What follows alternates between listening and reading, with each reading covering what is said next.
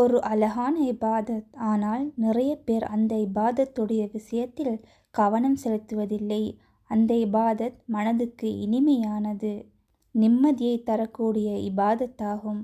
அதுதான் அல்லாஹ்வை நினைத்து அழுவதாகும். நபிகள் நாயகம் ஸல்லல்லாஹு அலைஹி வஸல்லம் அவர்கள் இந்த இபாதத்தை மிக உயர்ந்த நிலையில் அடையாளப்படுத்தி இருக்கிறார்கள். மறுமையிலே மஹ்ஷர் மைதானத்திலே அல்லாஹு தாலா சூரியனை நம்முடைய தலைக்கு 1 மைலுக்கு மேல் கொண்டு வந்து விடுவான். அந்த நேரத்தில் கட்டிடங்கள் இருக்காது, மர நிழல்கள் இருக்காது, தரை கூட மணலாக இருக்க மாட்டாது. அப்படியான அந்த பயங்கரமான நேரத்தில் மனிதனுடைய உடம்பில் ஒரு துண்டு துணியும் இருக்காது, காலிலே செருப்பும் இருக்க மாட்டாது. அவ்வாறான சூழ்நிலையில் அல்லாஹு தாலா 7 கூட்டத்தாருக்கு தன்னுடைய அர்ஷின் கீழ் நிழல் வழங்குகிறான். அந்த 7 கூட்டத்தாரில் ஒருவர்தான் தனிமையில் இருந்து கொண்டு அல்லாஹ்வை நினைக்கிறான். கண்கள் நிறைந்து கண்ணீர் வடிகிறது அந்த மனிதன் என்று நபி ஸல்லல்லாஹு அலைஹி வஸல்லம் அவர்கள் சொன்னார்கள். இது ஒரு பெரிய இபாதத். அல்லாஹுடைய அரசின் கீழ் நிழலை பெற்று தரக்கூடிய ஒரு இபாதத் தான். தனிமையில் இருந்து கொண்டு அல்லாஹ்வை நினைத்து அழுவது என்பது, அன்புள்ள சகோதரர்களே, உண்மையிலே இந்த இபாதத் நாம் கேள்விப்பட்ட ஒரு இபாதத்தாக இருந்தாலும் ப்ராக்டிஸ் பண்ணுகின்ற விஷயத்தில், நடைமுறைப்படுத்துகின்ற விஷயத்தில் நிறைய பேர் கவனம் செலுத்துவதில்லை. உண்மையிலேயே அல்லாஹ்வை நினைத்து அழுவது என்பதை பொறுத்தவரையில் அல்லாஹ்வுடைய வல்லமைகளை நினைத்து அழுவது, அல்லாஹ்வுடைய தண்டனையை நினைத்து அழுவது, அல்லாஹ்விடத்திலே இருக்கக்கூடிய சுகங்கள், இன்பங்கள், சுவர்க்கம் நமக்கு தவறிவிடுமோ என்கிற கை சேதத்தில் அழுவது என்பதைத்தான் குறிக்கும். அல்லாஹ்வை ஒரு மனிதன் நினைப்பது என்பதைத்தான் இந்த உலகத்தில் அவன் படைக்கப்பட்ட நோக்கமாக இருக்கிறது. அல்லாஹு தாலா அல் குர்ஆனிலே சொல்லும் போது, ஈமான் கொண்டவர்களே, உங்களுடைய பொருளாதாரமும் உங்களுடைய பிள்ளைகளும் அல்லாஹ்வை திக்ர் செய்வதை விட்டும் உங்களை பராக்காக்க வேண்டாம். நாம் படைக்கப்பட்ட நோக்கம் அல்லாஹ்வை திக்ர் செய்வது என்பது தான். இப்ப அல்லாஹ்வை திக்ர் செய்வது என்பது 2 வகைப்படும். ஒன்று நம்முடைய நாவுகளால் நாம் செய்யக்கூடிய திக்ரை குறிக்கும். இந்த திக்ரும் கூட நம்முடைய நாவினால் நாம் செய்யக்கூடிய திக்ரும், நம்முடைய உள்ளத்தை மென்மையாக்கக்கூடிய, நம்முடைய உள்ளத்தை அமைதிப்படுத்தக்கூடியது. அல்லாஹ்வை அதிகமாக திக்ர் செய்யக்கூடிய ஆண்கள், அல்லாஹ்வை அதிகமாக திக்ர் செய்யக்கூடிய பெண்கள், இவர்களுக்கு அல்லாஹு தாலா மன்னிப்பையும் சுவர்க்கத்தையும் தயார் செய்து வைத்திருப்பதாக அல் குர்ஆனில் சொல்கிறான். இமாம்கள் இதற்கு விளக்கம் சொல்லும் போது, ஒருவர் தொழுகைக்கு பிறகு செய்யக்கூடிய திக்ர்கள், அதுபோல தூங்குவதற்கு முன்னால் செய்யக்கூடிய திக்ர்கள், அதே போல காலையிலும் மாலையிலும் செய்ய வேண்டிய திக்ர்கள், இந்த திக்ர்களை வழமையாக அவர் செய்து வருகிறார் இருந்தால் அவர் தாக்கிராத் என்கின்ற இந்த குர்ஆன் வசனத்திற்குள் அடங்குகிறார். அல்லாஹ்வை அதிகமாக திக்ர் செய்தவர் என்கிற பட்டியலில் அவரிடம் பெறுவார் என்று குறிப்பிடுகிறார்கள். இந்த வாயினால் செய்யக்கூடிய திக்ர், ரசூலுல்லாஹி ஸல்லல்லாஹு அலைஹி வஸல்லம் அவர்கள் சொல்கிறார்கள், நீ இந்த உலகத்தை விட்டு பிரிகிற போது அல்லாஹ்வை உன்னுடைய நாவு திக்ர் செய்வதன் மூலமாக ஈரமாக இருக்கட்டும் என்று சொன்னார்கள். அதாவது ஒரு மனிதனுடைய, ஒரு முஸ்லீமுடைய நாவு எந்த நேரமும் அல்லாஹ்வை திக்ர் செய்து கொண்டே இருக்க வேண்டும்.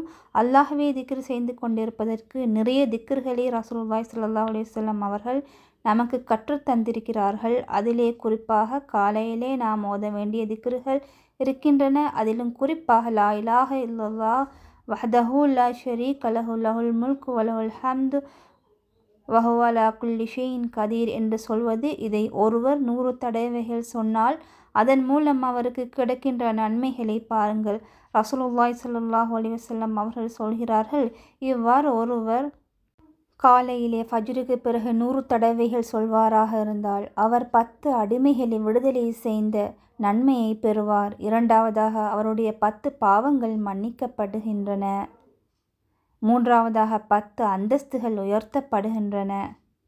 நான்காவதாக அன்றைய தினத்தில் ஷைத்தானுடைய பாதுகாப்பு, ஷைத்தானிடமிருந்து அவருக்கு பூரண பாதுகாப்பு இருக்கும் என்று நபிகள் நாயகம் ஸல்லல்லாஹு அலைஹி வஸல்லம் அவர்கள் சொல்கிறார்கள். இதோடு சேர்த்து 5வது மிக முக்கியமானது என்னவென்றால், நாம் அல்லாஹ்வுடைய தூதரின் சுன்னாவை ஹயாத் ஆக்குகிறோம். இப்படியான சிறப்பு வாய்ந்த ஒரு திக்ர் தான் லா இலாஹ இல்லல்லாஹ் வஹ்தஹு லா ஷரீக லஹு லஹுல் முல்கு வ லஹுல் ஹம்து வ ஹுவ அலா குல்லி ஷைஇன் கதீர் என்பது. ஆனால் தெரியும், இதை சொல்வதற்கு நீண்ட நேரம் தேவைப்படப் போவது இல்லை. இதை புதிதாக பாடமாக்க வேண்டும் என்ற அவசியமும் கிடையாது. ஆனால் நடைமுறைப்படுத்துகிறவர்கள் எத்தனை பேர் என்று கேட்டால் மிக அரிதாக இருக்கும். இவ்வாறு காலையிலே ஓத வேண்டிய திக்ர்கள் நிறைய அல்லாஹுடைய தூதர் கற்றுத்தருகிறார்கள். தொழுகைக்கு பிறகு ஓத வேண்டிய திக்ர்கள் என்று கற்றுத்தருகிறார்கள். தொழுகைக்கு பிறகு ஓத வேண்டிய திக்ர்கள் என்று கற்றுத்தருகிறார்கள். அதுபோல தூங்குவதற்கு முன்னால் ஓதுகிற திக்ர் என்று கற்றுத்தருகிறார்கள். தூக்கத்திலிருந்து இடையிலே விழித்தெழுந்தால் ஓதுவதற்கு என்று கற்றுத்தருகிறார்கள். அதுபோல தூக்கத்தில் இருந்து எழும்புகிற போது ஓதுவதற்கு என்று கற்றுத்தருகிறார்கள். இவ்வாறு நம்முடைய நாவினால் சந்தர்ப்பங்களில் நாம் ஓத வேண்டிய திக்ர்கள் இருக்கின்றன. இது அல்லாமல் பொதுவான சில திக்ர்கள் இருக்கின்றன. உதாரணமாக லா ஹவ்ல வலா குவத்த இல்லா பில்லா. இது எல்லோருக்கும் தெரிந்த ஒரு திக்ர். இது பாங்கு சொல்லும் போது முன் ஹையா அல ஸலா என்று சொல்லும் போது நாம் ஒரு லா ஹவ்ல வலா குவத்த சொல்கிறோம். இது ஒரு சந்தர்ப்பம். ஆனால் பொதுவாக ரசூலுல்லாஹி ஸல்லல்லாஹு அலைஹி வஸல்லம் அவர்கள் இந்த லா ஹவ்ல வலா குவத்த இல்லா பில்லா என்கிற இந்த திக்ரை அதிகமாக சொல்லுங்கள் என்று சொன்னார்கள். லா ஹவ்ல வலா குவத்த இல்லா பில்லா என்பதை அதிகமாக சொல்லுங்கள். இப்ராஹிம் அலைஹிஸ்ஸலாம் அவர்கள் மிஹ்ராஜ் போன நேரத்தில் ரசூல் ஸல்லல்லாஹு அலைஹி வஸல்லம் அவர்களுக்கு சொல்லிக் கொடுக்கிறார்கள்.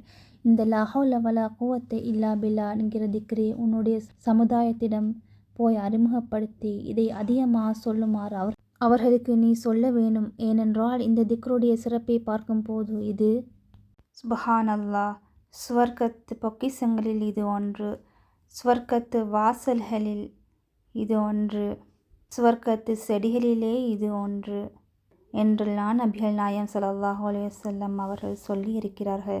இந்த திக்ர்கள் இது எந்த நேரமும் ஓதக்கூடியது. நாம் வீட்டில் இருக்கும் போது ஓதலாம், காரில் போகும் போது ஓதலாம், ரோட்டில் நிற்கும் போது ஓதலாம். லா ஹவ்ல வலா குவத்த இல்லா பில்லா என்பது அதிகமாக நம்ம பயன்படுத்த வேண்டிய ஒரு பொதுவான திக்ர். அதே போல ரசூலுல்லாஹி ஸல்லல்லாஹு அலைஹி வஸல்லம் அவர்கள் சொல்கிறார்கள், 2 வார்த்தைகள் இருக்கின்றன, ரஹ்மானுக்கு மிக விருப்பமானவை, நாவுக்கு மிக இலகுவானவை, நாளை மறுமையிலே மீதான் என்ற தராசை வைக்கக்கூடியதாக மாற்றக்கூடியவை என்று சொல்லிவிட்டு சுப்ஹானல்லாஹி வ பிஹம்திஹி சுப்ஹானல்லாஹில் அலீம்.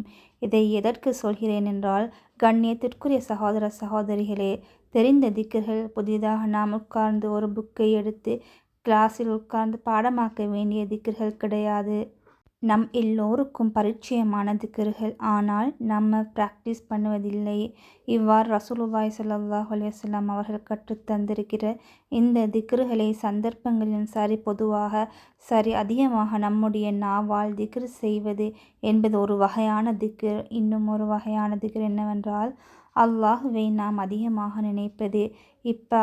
அல்லாஹுவை நினைப்பது என்பது மிகப்பெரிய ஒரு திக்ராகும். அல்லாஹுவை எப்படி நினைக்க வேண்டும் என்று கேட்டால், நம்முடைய ஒவ்வொரு சந்தர்ப்பத்திலும் அல்லாஹ் குர்ஆனிலே சொல்கிறான், அவர்கள் நிற்கும் போதும் அல்லாஹுவை நினைப்பார்கள், இருக்கும் போதும் அல்லாஹுவை நினைப்பார்கள், படுக்கும் போதும் அல்லாஹுவை நினைப்பார்கள். சுப்ஹானல்லாஹ். இதன் அர்த்தத்தை பற்றி பேசுகிற சில தஃப்சீர் ஆசிரியர்கள், இப்போ நிற்கும் போதும் ரோட்டில் நிற்கிறோம். ரசூலுல்லாஹி ஸல்லல்லாஹு அலைஹி வஸல்லம் அவர்கள் சொன்னார்கள், ரோட்டில் நிற்காதீர்கள், சுப்ஹானல்லாஹ். தெருவிலே நீங்கள் நிற்க வேண்டாம், வீதிகளிலே நீங்கள் நிற்க வேண்டாம். அப்படி நீங்கள் நிற்க வேண்டி ஏற்பட்டால் வீதிக்கு கொடுக்க வேண்டிய ஹக்கை நீங்கள் கொடுக்க வேண்டும், தெருவுக்கு கொடுக்க வேண்டிய ஹக்கை நீங்கள் கொடுக்க வேண்டும். இப்போ ஒருவர் தெருவிலே நிற்கும் போது அல்லாஹுவை நினைப்பது எப்படி என்றால், ரசூல் ஸல்லல்லாஹு அலைஹி வஸல்லம் அவர்கள் ரோட்டில் வெட்டியாக நிற்பதை தடை செய்திருக்கிறார்கள். அப்போ நான் நிற்கக்கூடாது. இல்லை, நான் நிற்க வேண்டிய ஒரு தேவை, ஒரு பஸ்ஸுக்காக காத்திருக்கிறேன், ஒரு நண்பருக்காக காத்திரு நிற்கின்றேன், ஒரு தேவைக்காக நிற்கிறேன் என்று சொன்னால், வருகிறவர் ஒருவர் சலாம் சொல்லுகிறார், பதில் சொல்லுவார். ஏன் பதில் சொல்லுவார் என்றால், பாதையில் நீங்கள் நின்றால் பாதைக்குரிய ஹக்கை கொடுங்கள். பாதையில் உள்ள ஹக்குகளிலே ஒன்று தான் யாராவது சலாம் சொன்னால் அவருக்கு பதில் சொல்வது. அதே போல பாதையிலே நிற்கிறோம், முன்னால் பெண்கள் போகிறார்கள். பார்வையை தாழ்த்திக் கொள்வது இதுவும் பாதைக்கு கொடுக்க வேண்டிய ஹக். இதை அல்லாஹ்வே நினைத்த நிலையில் அவர் செய்ய வேண்டும். அல்லாஹ்வே அதனால்தான் உலமாக்கள் சொல்வார்கள், எந்த ஒரு அமலும் அல்லாஹ்விடத்திலே கபூல் செய்யப்படுவதற்கு 2 நிபந்தனைகள் இருக்கின்றன. அதிலே முதலாவது நிபந்தனை இஹ்லாஸ். இஹ்லாஸ் என்றால் என்ன? அல்லாஹுக்காக, அல்லாஹுடைய திருப்திக்காக, அல்லாஹுடைய நேசத்தை பெறுவதற்காக என்று அந்த அல்லாஹுக்காக என்கிற உணர்வோடு செய்வது முதல் நிபந்தனை. 2வது நிபந்தனை நபிகள் நாயகம் ஸல்லல்லாஹு அலைஹி வஸல்லம் அவர்கள் காட்டிய முறையில் செய்வது. இப்படி செய்கிற போது அந்த அமல் ஏற்றுக்கொள்ளப்படும் என்கிறார்கள். அப்போ இது ஒரு அமல். ரோட்டில் அமௌண்ட் பணம், ஒருவருடைய பொருள் கீழே கிடக்கிறது, அதை எடுக்கிறோம். ஒரு பெரிய அமௌண்ட், உதாரணமாக அந்த பணத்தை நம்ம எடுக்கும் போது அல்லாஹுடைய நினைவு வருகிறது. சுப்ஹானல்லாஹ், இது யாருடைய சொத்தோ யாருடைய பணமோ, கையிலே எடுக்கிறோம். உடனே வந்து இது பற்றிய மார்க்க தீர்ப்பை கேட்டுடுவோம். ரசூல் ஸல்லல்லாஹு அலைஹி வஸல்லம் அவர்கள் சொல்கிறார்கள், அப்படி நீங்கள் ஏதாவது ஒன்றை புறக்கி எடுத்தால் அதை 1 வருடம் உங்களிடம் வைத்து கொள்ளுங்கள். அந்த 1 வருடத்திற்கும் அதை நீங்கள் விளம்பரப்படுத்துங்கள். அதனுடைய அடையாளங்களை சொல்லி விளம்பரப்படுத்துங்கள். உரிமையாளர் வந்தால் அதற்கிடையில், அந்த 1 வருடத்திற்கு இடையில் அதனுடைய உரிமையாளர் வந்தால் கொடுத்து விடுங்கள். அது வரைக்கும் நீங்கள் பயன்படுத்தக்கூடாது. 1 வருடம் தாண்டிய பிறகு அந்த பொருள் உங்களிடம் இருக்கிறது, அவர் வரவில்லை என்றால் நீங்கள் பயன்படுத்தலாம். அதை நீங்கள் பயன்படுத்தலாம். ஆனால் அதற்கு பிறகு உரிமையாளர் வந்தால் கொடுக்க வேண்டும். ஆனால் பயன்படுத்துவதற்குரிய காலக்கெடு 1 வருடம். இப்போ இந்த இடத்திலே இதனுடைய சட்டத்தை நான் சொல்ல வரவில்லை. அதாவது அந்த பொருளை புறக்கிற போது அவருடைய மனதில் அல்லாஹ் என்னை பார்த்து கொண்டிருக்கிறான் என்கிற உணர்வோடு அதை புறக்குவது. அதே போல் கொஞ்சம் தூரம் போகிறார், ஒரு போத்தல் உடைந்து அதனுடைய செதில்கள் கிடக்கின்றன. நினைக்கிறார், இதை நாம் விட்டுவிட்டு போனால் யாருடைய காலிலாவது குத்திவிடும். ரசூலுல்லாஹி ஸல்லல்லாஹு அலைஹி வஸல்லம் அவர்கள் சொல்கிறார்கள், அல் ஈமான் 60க்கும் 70க்கும் மேற்பட்ட கிளைகளை உடையது. லா இலாஹ இல்லல்லாஹ் அதிலே மிக உயர்ந்தது. லா இலாஹ இல்லல்லாஹ் இதிலே மிக குறைந்த ஈமானில் மிக குறைந்த நிலை. பாதையிலே மக்களுக்கு தொல்லை தரக்கூடியவற்றை கண்டால் அகற்றிவிடுவது. இப்போ இதை புறக்கி அகற்றுகிறார். அந்த நேரத்தில் அல்லாஹ்வுடைய நினைவு அவருக்கு வருகிறது. வீட்டிலே நண்பர்களோடு உறவினர்களோடு உட்கார்ந்திருக்கிறார். அதான் சொல்கிறது, அல்லாஹு அக்பர். அல்லாஹுடைய நினைவு வருகிறது. முக்கியமான கெஸ்ட், வீட்டுக்கு வந்திருப்பவர்கள் விஐபிஸ். ஆனால் அதான் சொல்கிறது, ஹையால சலா. அந்த நேரத்தில் அல்லாஹுடைய நினைவு உடனே வருகிறது. பள்ளி வாசலுக்கு செல்கிறார். என்னை நினைவு கூறுவதற்காக வேண்டி, என்னை திக்ர் செய்வதற்காக வேண்டி தொழு என்று அல்லாஹ் சொல்லுகிறான். ஓடி வந்து தொழுகிறார். இப்படி தன்னுடைய வாழ்க்கையில் ஒவ்வொரு கட்டத்திலும் வியாபாரம் செய்கிறார். கடையிலே நிற்கும் போது ஒரு கஸ்டமர் வருகிறார். ஒரு பொருளுக்கு விலையை கேட்கிறார். அந்த விலையை பொய்யான ஒரு விலையை சொல்ல மனம் சொல்லுகிறது. அந்த நேரத்தில் அல்லாஹ்வுடைய நினைவு வருகிறது. அல்லாஹ் சொல்கிறான், பொய்யர்கள் அழிந்து விடுவார்கள், பொய்யர்களுக்கு கேடுதான், நாசம்தான் என்று அல்லாஹ் சொல்லுகிறான். நபி ஸல்லல்லாஹு அலைஹி வஸல்லம் அவர்கள் பொய் சொல்வதை தடை செய்திருக்கிறார்கள். இல்லை, வேண்டாம், நான் பொய் சொல்ல மாட்டேன் என்று முடிவெடுக்கிறார். ஒரு பெரிய உணவுப் பொருள் வரப்போகிறது, தட்டுப்பாடு வரப்போகிறது என்று தெரிகிறது. பதுக்க நினைக்கிறார். அல்லாஹ்வுடைய நினைவு வருகிறது. உடனே அவர் பதுக்கல, கைவிடுகிறார். இப்படி அல்லாஹ்வை திக்ர் செய்வது என்பது ஒரு முஸ்லிமுடைய வாழ்க்கையில் எல்லா கட்டங்களிலும் இருக்க வேண்டும்.